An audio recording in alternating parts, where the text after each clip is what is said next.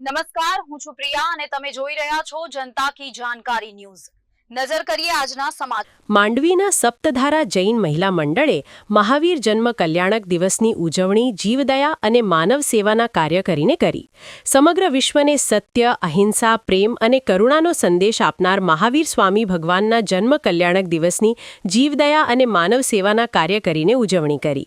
માંડવીના સપ્તધારા જૈન મહિલા મંડળે પ્રેરણાદાયી દ્રષ્ટાંત પૂરું પાડેલ છે। સંસ્થાના પ્રમુખ પિનાકીનીબેન રાહુલભાઈ સંઘવીએ કાર્યક્રમની વિગતો આપતા જણાવ્યું હતું કે માંડવીની સિવિલ હોસ્પિટલમાં પ્રસૂતા વિભાગ અને બાલ સેવા કેન્દ્રના કુપોષિત બાળકોને સંસ્થાના બહેનોએ ફ્રૂટનું વિતરણ કર્યું હતું। આ ઉપરાંત ગાય માતાને ઘાસનું નિરણ, પક્ષીઓને ચણ, શ્વાનોને રોટલાનું ભોજન આપીને જીવદયાનું કાર્ય કર્યું હતું।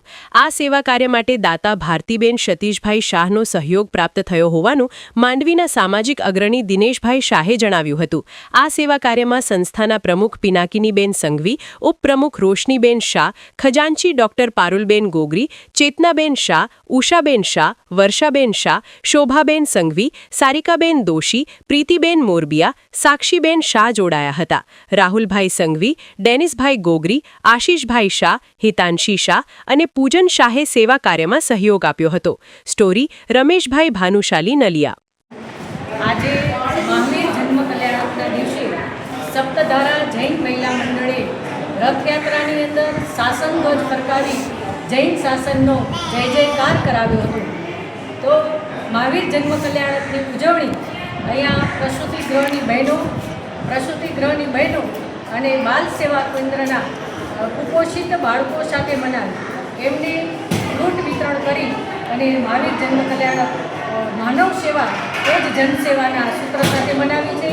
આમાં સપ્તધારાની બહેનો પારુલબેન, રોશનીબેન, ચેતનાબેન, શોભાબેન વગેરે બહેનો ખૂબ જ સારો સહયોગ આપ્યો છે અને આ માટે દાતાશ્રી ભારતીબેન સતીશભાઈ શાહ એમનો જેટલો આભાર માનીએ એટલો ઓછો છે, કેમ કે એમના દાનથી જ આજે અમે આવા સેવાના કાર્યો કરી શક્યા છીએ। કૂતરાને રોટલા આપશું, ગાયોને ઘાસ અને પંખીને ચણ પણ આપવાના છે। આ રીતે નાનામાં નાના જીવની સેવા કરી અને મહાવીર ભગવાનનો જન્મ કલ્યાણક ઉજવશું। જય જય જય।